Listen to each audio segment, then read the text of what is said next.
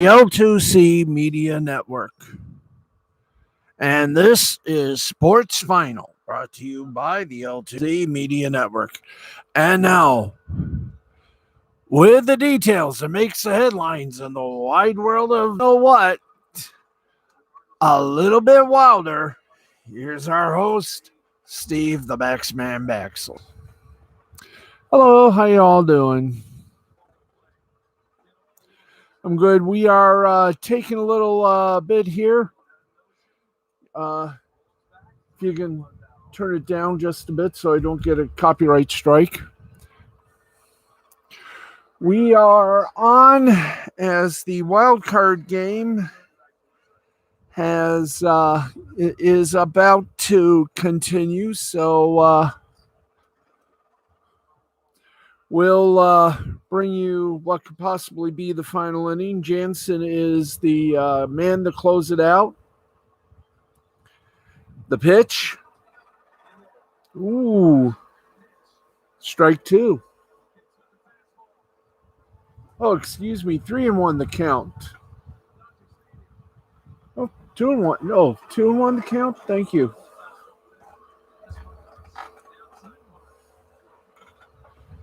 Well, whatever it is, it's good. Okay. Winner of this game goes against the San Francisco Giants in the division series. Here's the windup and the pitch. Shot to right field. Foul. Barely foul.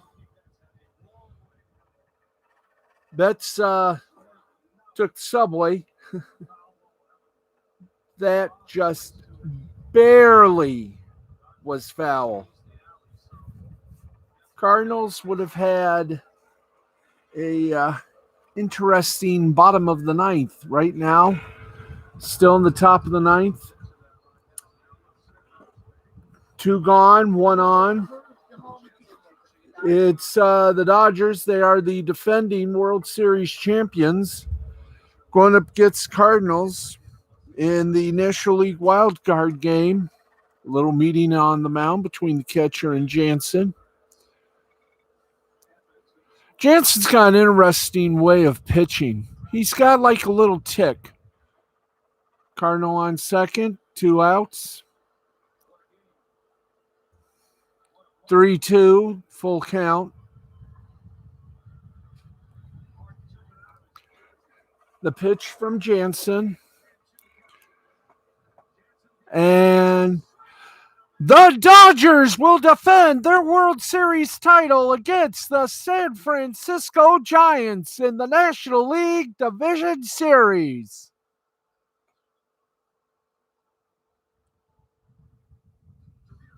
Yeah, I'm sorry for that. I misspoke. I thought the Dodgers were leading, but I have a feeling we have a tied game, so I'm sorry. I know. I spoke out of turn. Anyway, we'll get back to the game shortly, but right now, we got some business to attend to. Yeah, I pulled a John Sterling. Ooh, bad, Steven. Bad, backs, man. Bad. Okay. Right now, we're going to give you everything you need. Plus, we've had a technical issue, not only with Jay, the Brain Man, and our Sunday show on Spreaker, but we've also had a technical issue with our reports from the Vatican Football League. So the rabbi will be sending us his prediction for Thursday night via a email. So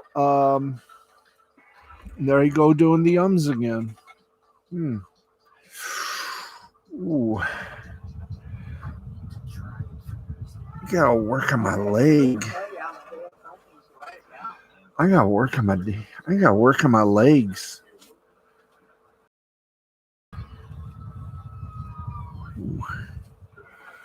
Well, anyway.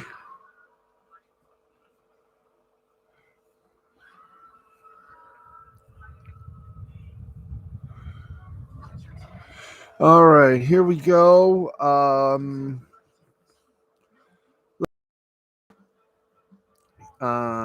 What do we do? Okay, we're doing the baseball, so why don't we get the baseball score right now? And right now, we're in the bottom of the ninth inning. It is St. Louis 1 and LA 1. So it's going very well, isn't it? Yes, it is. And there you go. You think they won't mind if we do the bottom of the ninth inning? Okay, once again, we'll give you the bottom of the ninth, our own version. You may hear a little bit of the audio from TBS, but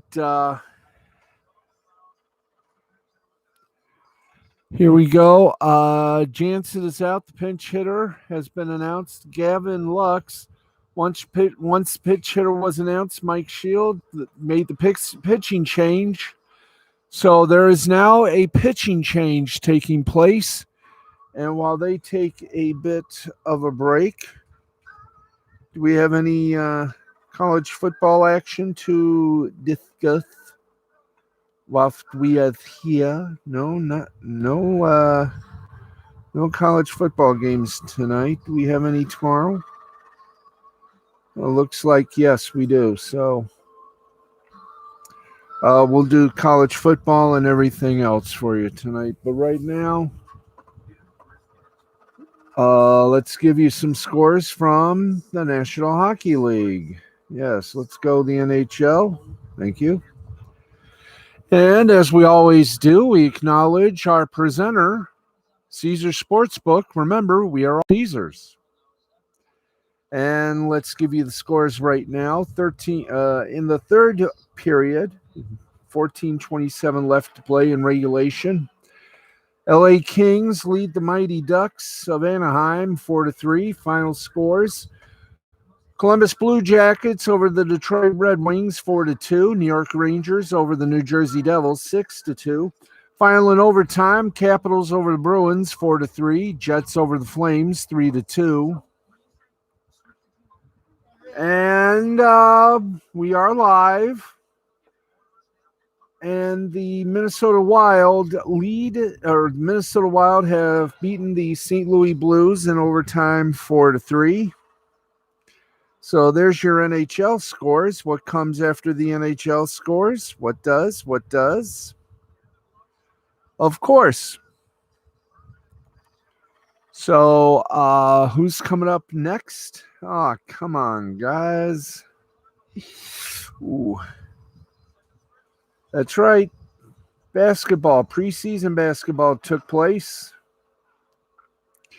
We got some scores for you. We're going to give them to you right now, as a matter of fact.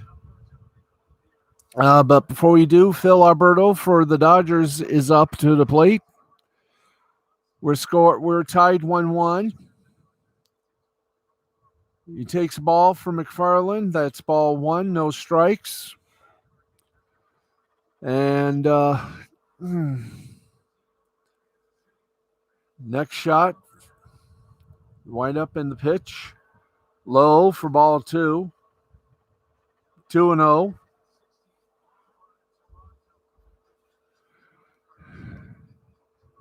And here we go. Pujols the batter, the pitch. 3-0 the count. Albert Pujols pitch hitting. 3-0 the count on Pujols. Here's the windup and the pitch. Swung on deep. So Pujols just almost won this game. So we are at one away. while we have this opportunity. 5:46 remaining in the fourth quarter. Warriors lead the Nuggets 101-97. 3:02 left to play in the third quarter. It is the Kings over the Clippers, 74-60. Phoenix Suns over Los Angeles Lakers, 117-105. Pistons beat the Spurs, 115-105. Cavaliers over the Hawks, 99-96. Strike by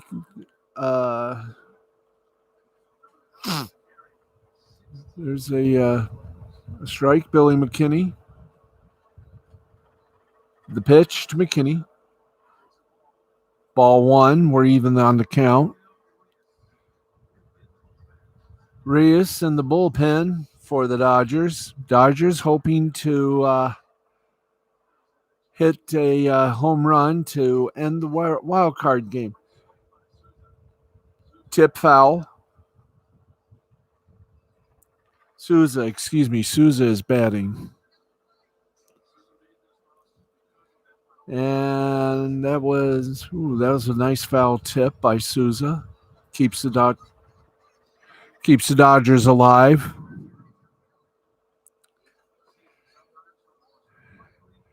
The windup and the pitch to Souza. Popper foul. Pelicans over the Magic, 104-86. Mavericks over the Jazz, 111-101. And we're looking right now at the St. Louis bullpen. If we go to an extra inning, Dodgers, the defending World Series champions.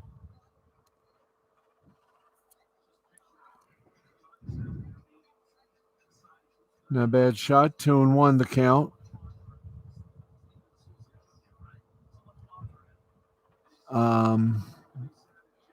Dodgers have sort of had a so-so season. Low, ball three. 3-1 the count.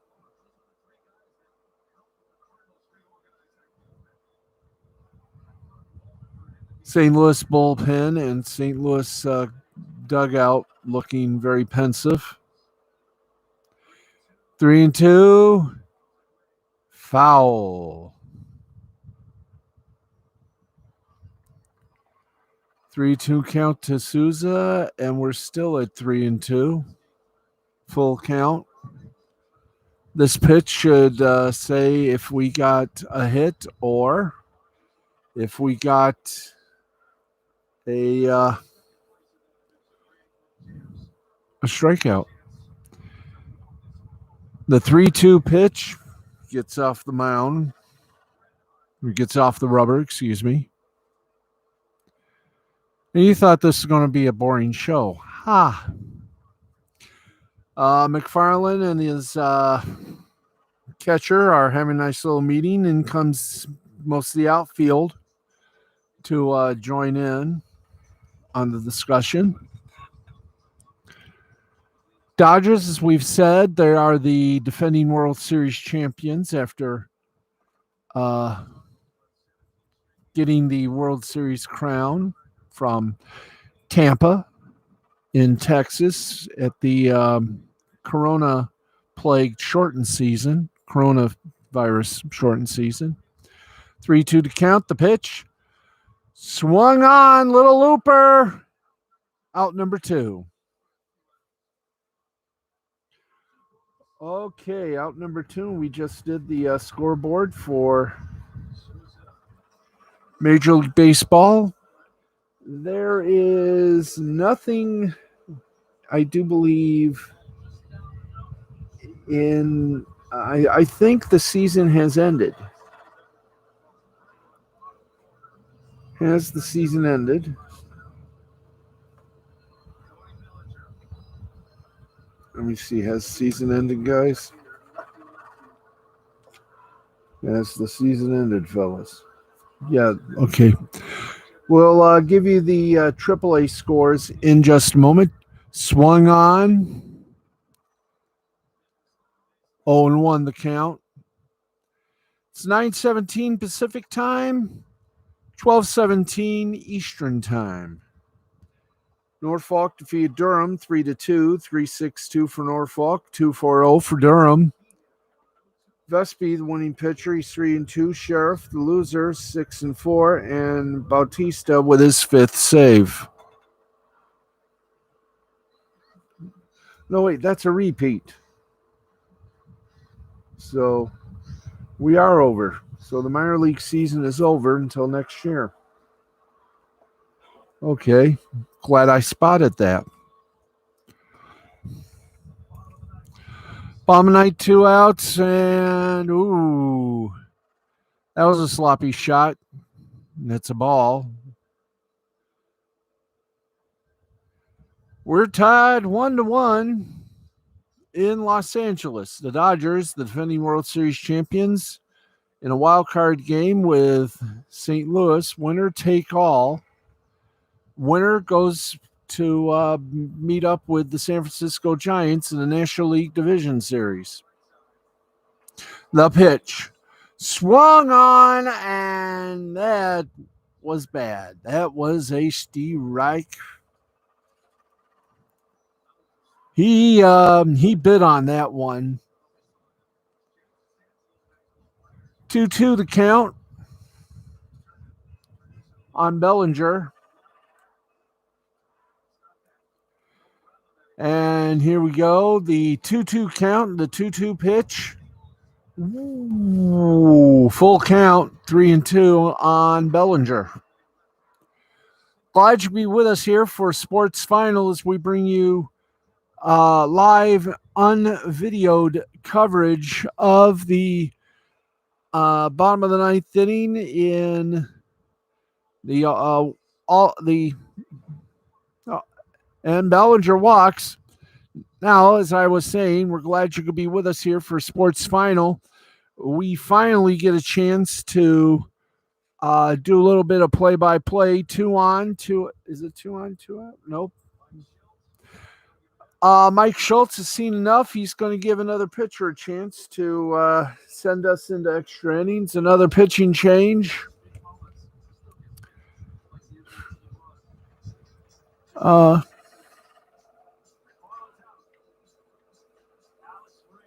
And Alex Reyes will be in when we come back with more. But right now, let's get you updated on some of the headlines here on Sports Final. We will continue to update you on the game. We will be live as we are right now. So there you go. Let's go for some headlines. New York Yankees were eliminated from the playoffs by the Boston Red Sox for a second time in the past 4 seasons on Tuesday night. On Wednesday, former Yankees starter CC Sabathia, who won a title with the Yankees in 2009, expressed his frustrations regarding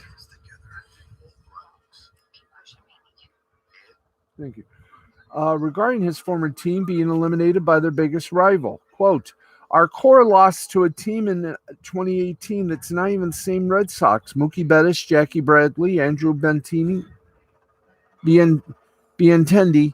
They traded them all," Sabathia said on his R2C2 podcast. "We still have the same core. We come back to Boston 4 years later and a different core. What the bleep are we doing wrong?" The Yankees fell 6-2 at the hands of the Red Sox in an AL wildcard game that Boston controlled from beginning to end. Yankees starter Garrett Cole surrendered 3 runs in just 2 innings of work. Now, from an offensive standpoint, the Yankees registered just 2 runs on 6 hits throughout the contest.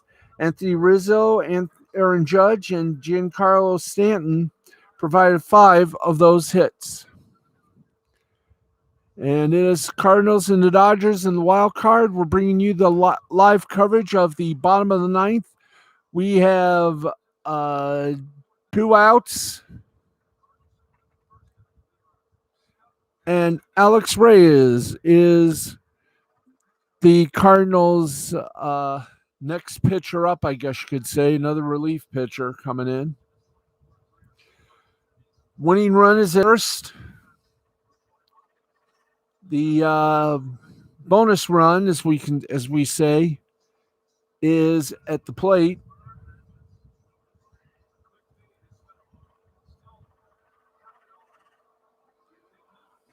And let's see who this is. Bellinger is on first and represents the winning run. Up to the plate right now is Taylor. And we'll finish up with Sabathia as soon as we get a free chance here. You're watching and listening to the NL Wild Card, one and done. Winner of this will go against San Francisco in the National League Division Series. And we await the first pitch by Reyes, the windup, and the pitch by Reyes. Swung on and missed, strike one. 1 on, 2 outs, but we're in the bottom of the ninth inning of the National League Wild Card Series. Dodgers, Cardinals, winner of which will go up against San Francisco Giants in the National League Division Series. The 0-1 pitch. And here's the windup and that pitch. Low and inside. Ball one. Even count. 1 up.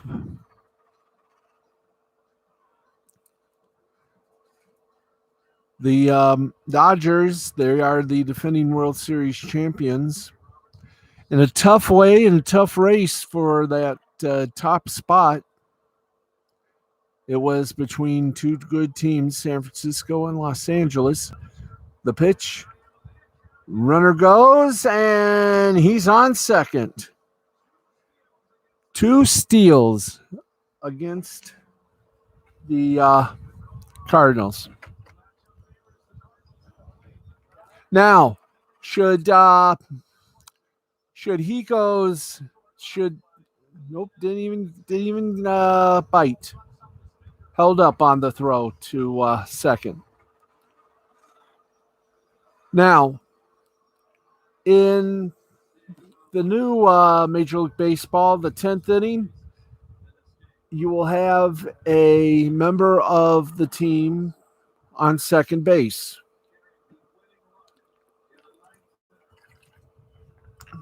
A single will win it.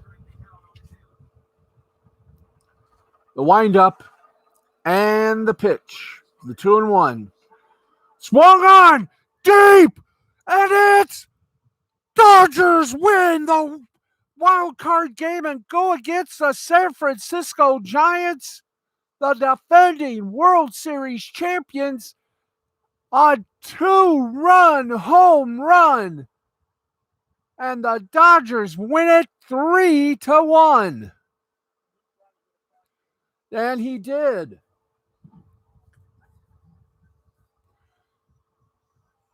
Dodgers go on to take on the San Francisco Giants for the National League Division Series. So we got them all set. In fact, let's hit the bracket. Do we? Let's hit that bracket, guys. Hit the bracket. All right, here is the bracket. And right now, thank you, boys. The American League Division Series starts tomorrow afternoon, 4:07 and 8:07. On Fox Sports 1. Astros and White Sox, 2:07, Major League Baseball Network. National League Game 1, Brewers and Braves, 4:37 on TBS. Then we got the Red Sox and Rays at 7:02 for American League Division Game 2 on FS1. National League Game 1, Giants and Dodgers, the rematch from the from the season. Their game starts at 9:37. That's Friday night on TBS. But man, oh man, how sweet it is! And to the victors, they move on. The Cardinals, well, they had a good season.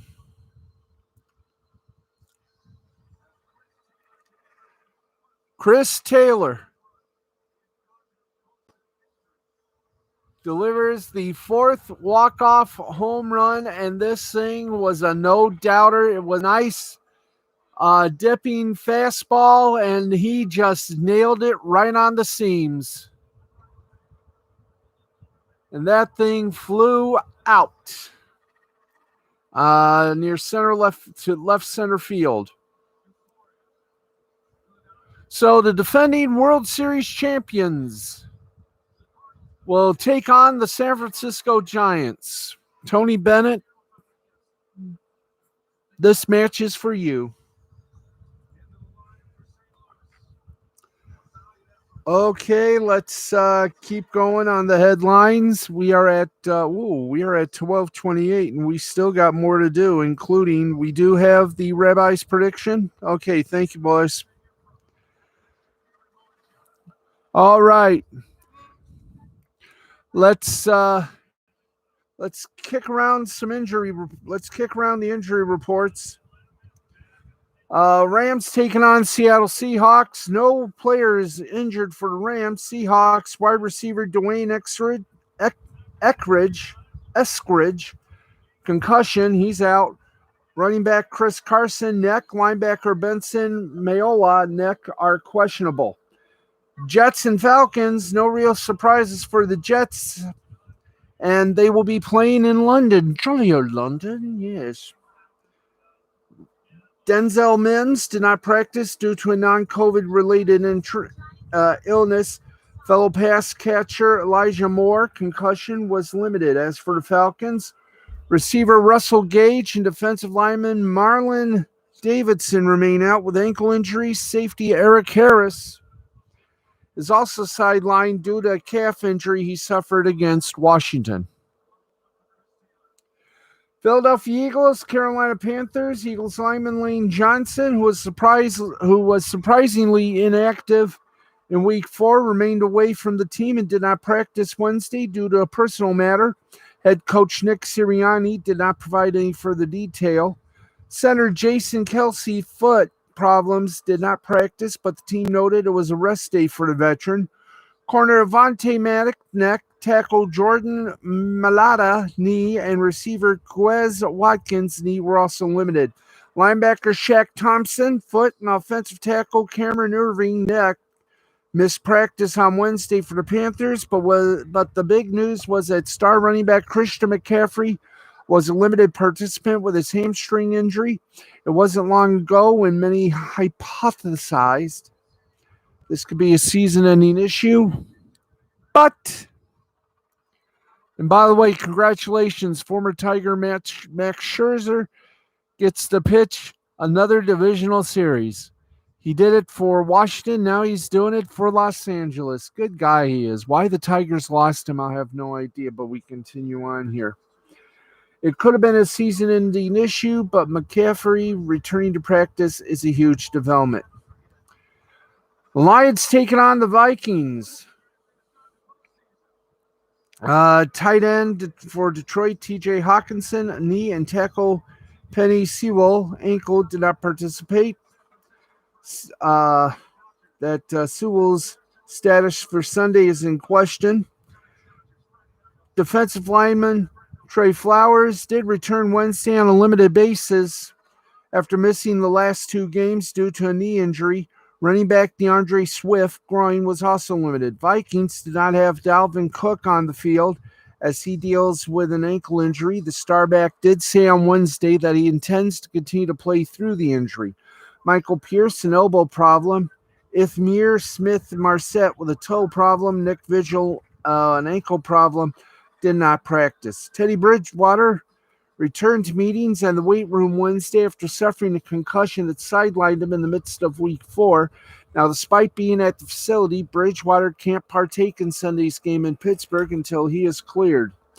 Coach Vic Fangio said it's possible he returns on a limited basis on Thursday. This is the Broncos and Steelers.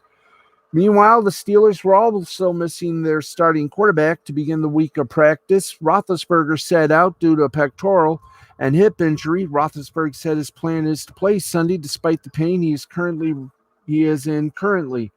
Receivers Chase Claypool with a hamstring, receiver Juju Smith-Schuster with ribs were among those limited in practice. Patriots and the Texans, starting right tackle Trent Brown, calf, and starting right guard Shaq Mason, abdomen, were non-participants in practice for the Patriots, while starting left tackle Isaiah Wynn and left guard Michael Onwenu were recently placed on a reserve COVID list. Linebacker Kyle Van Noy with a groin injury was the other Patriot missing from practice. As for Houston, they were without offensive lineman Marcus Cannon with a back problem, Justin Britt with a knee problem, Wednesday along with running back Rex Burkhead with a hip, and receiver Danny Amendola with a thigh. They were limited. Tennessee Titans, Jacksonville Jags. Let's just go through it. Tennessee, a lengthy injury report to start the week. Julio Jones, hamstring. Taylor Lewan, toe. A.J. Brown, hamstring. Jeffrey Simmons, back. Bud Dupree, knee. And Rashaan Evans, quad, were also limited. Jacksonville is missing defensive lineman Roy Robertson-Harris with an ankle. Pass rusher Lorente McCray with a hamstring to begin the week of practice. Corner Tyson Campbell with a toe injury was limited, but the team did have running back Carlos Hyde, who's having shoulder problems, as a full participant. Miami Dolphins at the Tampa Bay Buccaneers. For the Dolphins, wide receiver Will Fuller is on injured reserve due to a broken finger. The rest of the roster, fellow receiver Devontae Parker, limited due to a shoulder injury, along with tight end Adam Shaheen, neck injury. Corner Brian Jones, quad and Achilles, was the only non-participant. With the Bucks, they were without corner Carlton Davis, quad, tight end Rob Gronkowski, ribs, defensive lineman Pat O'Connor, calf, and safety Antoine Winfield Jr., concussion. Running back Giovanni Bernard, knee, and pass rusher Jason Pierre-Paul were among those that were very limited in action. Now for the Green Bay Packers and the Cincinnati Bengals. The Packers, as expected, were without cornerback Jerry Alexander on Wednesday after suffering an AC joint injury in his shoulder last week. Also out, running back Aaron Jones' ankle was a notable Packer who was also limited to begin this week. Good news for the Bengals, they saw safety Jesse Bates return to practice in full capacity Wednesday after a neck injury forced him to miss week 4. The club was without center Trey Hopkins with an ankle at practice, but Zach Taylor, the coach, said Hopkins was given a rest day. As for Mick, ankle out later in the week. Receiver T. Higgins' shoulder, however, was limited.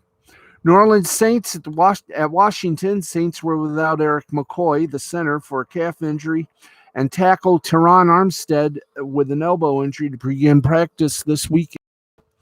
Washington, a half dozen players missing from practice, including running back Antonio Gibson with a shin injury, receiver Curtis Samuel, groin injury, and guard Brandon Schreff.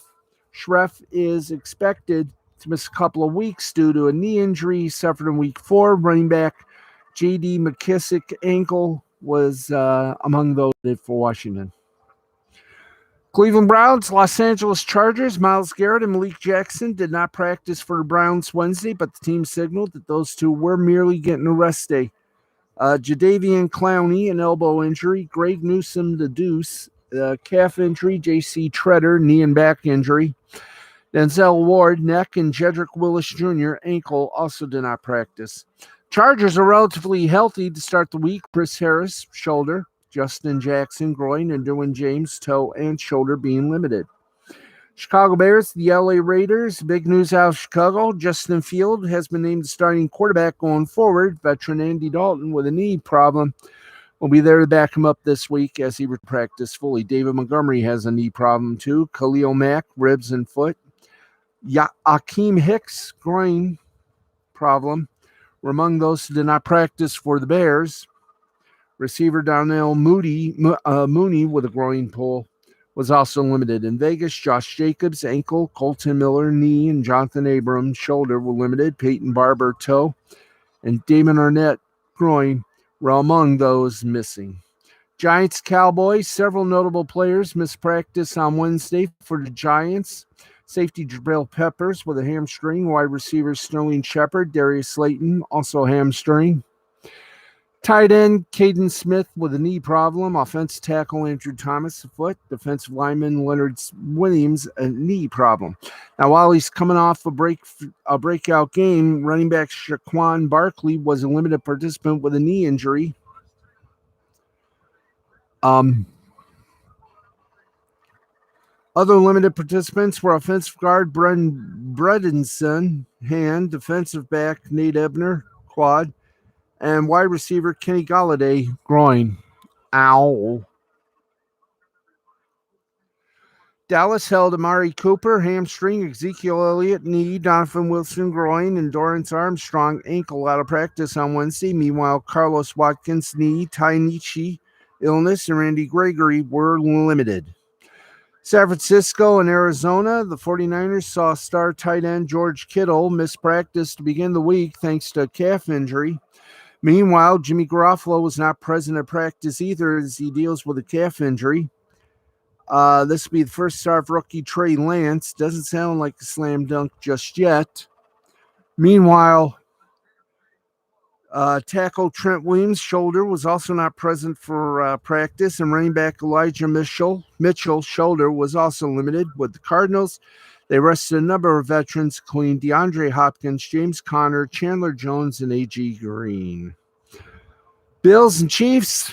Bills defensive end Greg Rousseau with a toe, running back Taiwan Jones a hamstring, linebacker Matt Milano hamstring, missed practice on Wednesday. Offensive tackle Spencer Brown with a knee. Offensive guard John Feliciano, concussion. Cornerback Dane Jackson, knee. Safety Jordan Poyer, ankle. And cornerback Trey Davis White, shoulder, were limited. In Kansas, the Chiefs were without defensive end Chris Jones with the wrist broken, and defensive back Armani Watts, illness on Wednesday. Indianapolis and Baltimore, that is still to be determined. And there you go. Happy landings on a chocolate star. Do we have anything more? Padres are eyeing the Mets starting pitcher as part of an off-season rebuild. And the National Hockey League is planning to investigate Sharks in Evander Kane for his alleged use of a fake COVID-19 vaccination card. Uh-oh. And that is your headlines with the details. We say to thee, to thine, to thou. Boop, boopy doo. There you go. Now, let's get to you some scores and fixtures for today. In UEFA Nations League semifinal action, Spain beat Italy 2-1. Women's Champions League Group A, Juventus over Servette 3-0. Chelsea and Wolfsburg tied at 3. Group B, Real Madrid over Zaithlabud 1-0. Paris Saint-Germain and beat Brightonbrook 2-0. World Cup qualifying in the African division, it was Sudan and Guinea tied at 1. Morocco beating Guinea-Bissau by a score of 5-0. Scottish Challenge Cup, Hamilton Academical beat Aberdeen 2-0. Scottish Women's Premier League 1, Rangers over the Patrick Thistle women 7-1. In Brazil soccer, it was Red Bull Bragantino and Flamengo tied at 1. Sport over Juventude 3-1. Atletico Mineiro and Chapecoense tied at 2. Sierra and International tied at 0. Atletico Paranaense and Atletico Jordanese 2-0. Atletico Paranaense. Corinthians beat Bahia 3-1. That was Brazil Series A. In Scottish Women's Premier League, the Rangers over the Patrick Thistle 7-1. And in the Lowland League, the Spartans beat Celtic B 1-0. Gala Ferrydean defeated Gratina 2008 3-0. East Stirlingshire over the University of Stirling 2-0. Bonnyrigg Rose grew a thorn 13-0 over Vale of Lothian. And Scottish Premier League 1 action, we had the Rangers beat the Patrick Thistle women earlier today. And there we go. We have done our duty with that. So that means we have but one little. Hey, Mayor McCheese, what's happening, brother? What's happening, friend? Mayor McCheese, you're looking well, my friend. Thank you for coming in. Okay, let me. There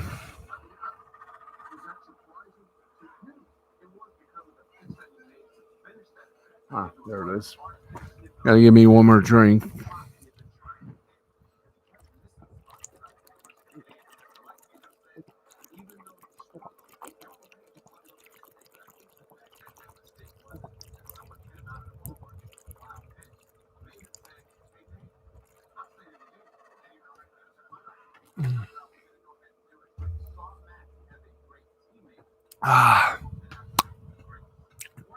Felt good.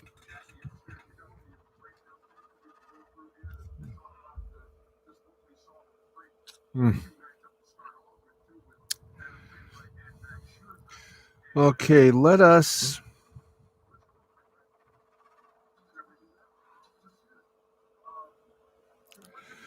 Here we go over to our media bites. And top ranks Bob Arum. Well, wow.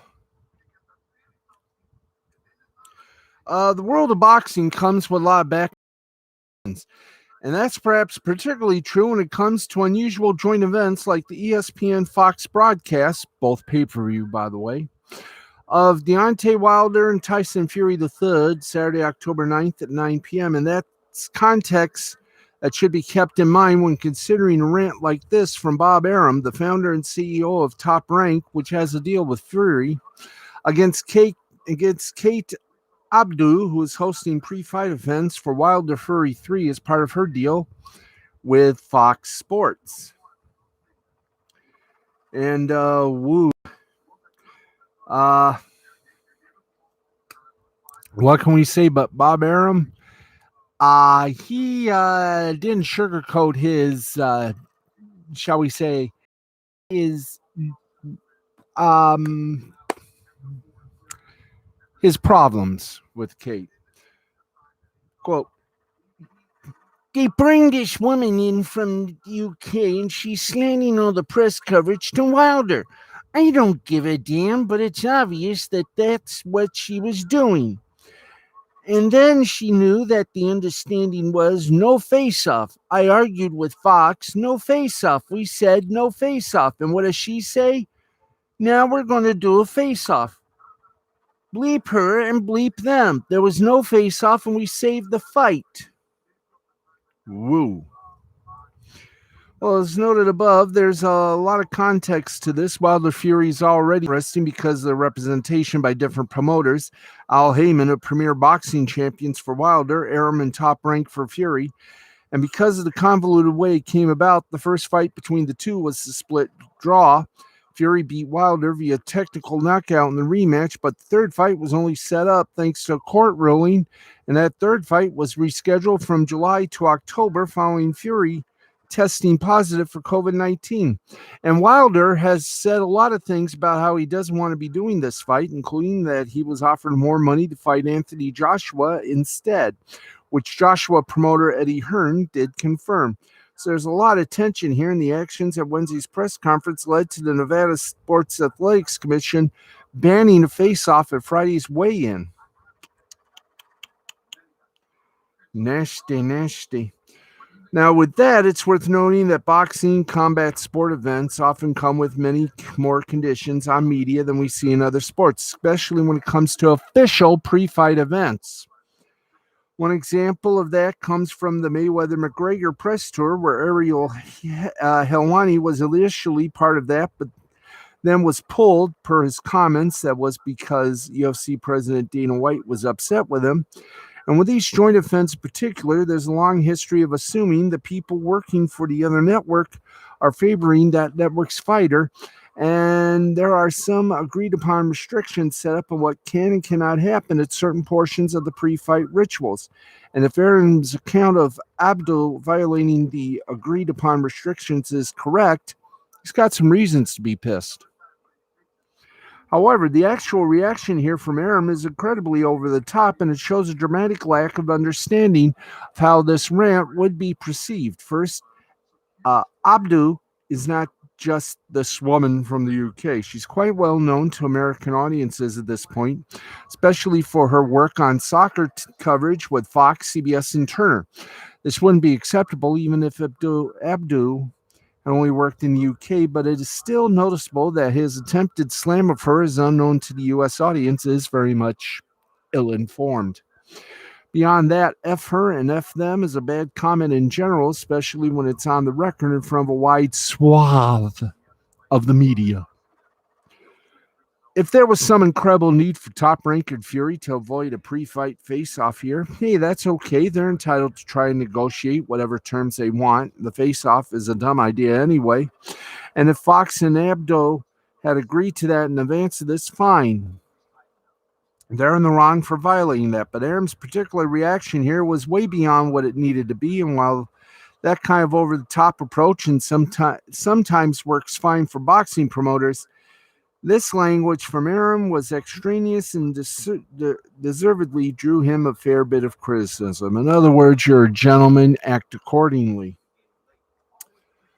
All right, well, ESPN Sunday Night Baseball is getting a shakeup, but now one involving Alex Rodriguez. As the New York Post Andrew Marchand reported Tuesday, ESPN is expected to keep the much criticized and curious remark-filled Rodriguez in the role of analyst despite his contract being up. Instead, it's the play-by-play man himself, Matt Vestirgian, who is leaving to do more with MLB Network and the Los Angeles Angels on Bally Sports West. He was named their lead announcer last year, but had to miss a lot of games due to Sunday Night Baseball commitments. Now he don't have to worry about that anymore. Marchand lists a number of interesting figures as potential replacements for Vestirgian. Boog Sciambi, Carl Ravitch, Jason Benetti, Michael Kay, Ryan Ruocco, and Dave Fleming. All have done at least some work for ESPN. Kay not so much on TV side, where he's long worked for Yes, but he has a radio show on ESPN in New York, and all of them would seem to make some sense. So we will find out who will indeed inherit the Sunday Night Baseball play-by-play seat. And that's going to be fun.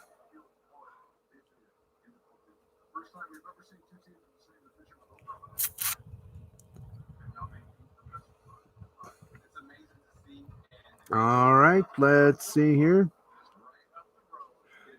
A couple of stories. Elks.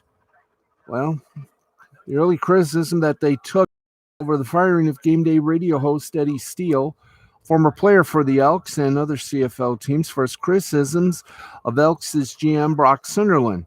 That was significant enough and seemed like the team, currently 2-5, couldn't take criticism from those associated with them, but a report from longtime Edmonton media figure Robin Brownlee, working for Oilers Nation, but he spent spent decades in Edmonton print and radio is potentially much more devastating for Sunderland if true. And it's notable that while the team's statement in response throws out a lot of things on what they did do, doesn't specifically deny Brownlee's main report. And here is the report.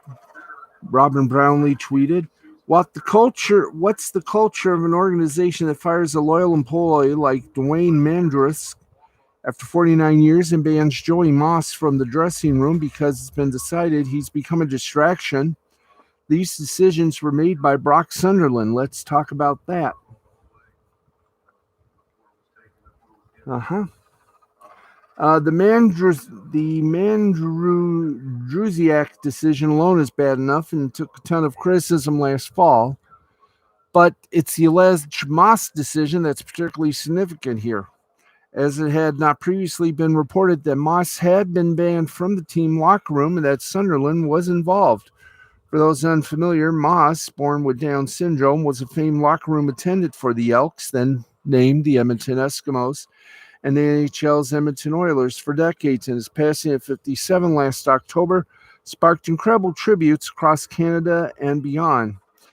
He was arguably more popular in Edmonton than any football GM, past or present, so a decision to remove him from seemed like the hell of a move, especially for someone like Sunderland, an American who never even played in the CFL. He played college football for the Montana Grizzlies. Sunderland's resume includes scouting roles with Montreal Alouettes, scouting for New York Jets, an assistant general manager's role with the Ottawa Red Blacks, and, of course, general manager in Edmonton. Now, that's all fine, but it's notable that his career record in Edmonton is just 31-31 at this point, with 2 playoff appearances, but no Grey Cup appearances. He is not an Edmonton legend or CFL legend, and it's quite possible he may never be at this rate. So it's something that he reportedly made this move against someone much more significant for many players and fans at Edmonton. And it's notable that the statement the team put out in response talks a lot about how they supported Moss and his family in various ways, but includes absolutely no refutation of Brownlee's report on the locker room. It talks around it without denying it. Oops. Boy, are they in little trouble. That sort of kicks out the other report we had.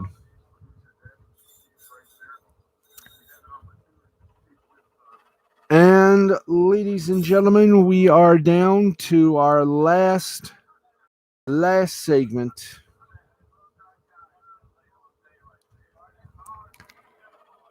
Oh, wow.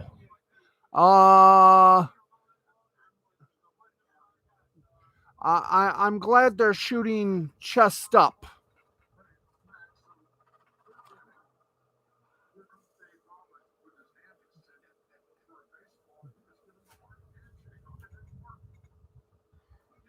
Max Scherzer. Let's put it this way. I'm glad that they're only showing him chest up. Because frankly, I don't know if he's totally sans outfit.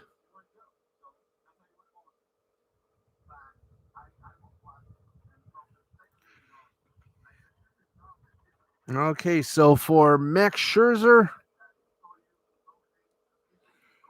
let's do this with eloquence here. Did we do the NBA? Yeah, we did. Okay, in Italy, in Italian basketball, Pesaro over Tresif, 74-61. In Finland, La Liga hockey, JYP over Assat 3-2. Hammerlina, a 4-0 win over Drukurt. Kuku over Karpat 4-3. Japanese baseball, Chibalati Marines over the Seibu Lions 4-2. Hanshin Tigers over the Yokohama Bay Stars 2-0. Hiroshima Carp over the Trinichi Dragons 7-3. Fukuoka SoftBank Hawks over the Rakuten Golden Eagles. Rakuten Golden Eagles over the Fukuoka SoftBank Hawks 5-0. Nippon Ham Fighters over the York Buffaloes 3-2. Yakut Swallows over the Yomiuri Giants 3-0. In South Korean baseball, it was the LG Twins 4, SSG Landers 1. Doosan Bears over the Hanwha Eagles 4-3. Samsung Lions over the Kaiwoom Heroes 9-3. NC Dinos and the KT Wiz Swan 4-2. SSG Landers over the LG Twins 11-3, and the Kia Tigers over the Lottie Giants 4-2. And folks, that is it.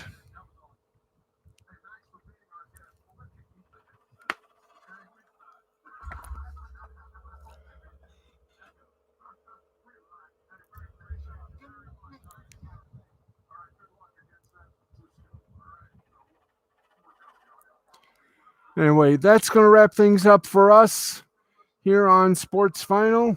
I think we're on regular time, 11:35 tomorrow. I will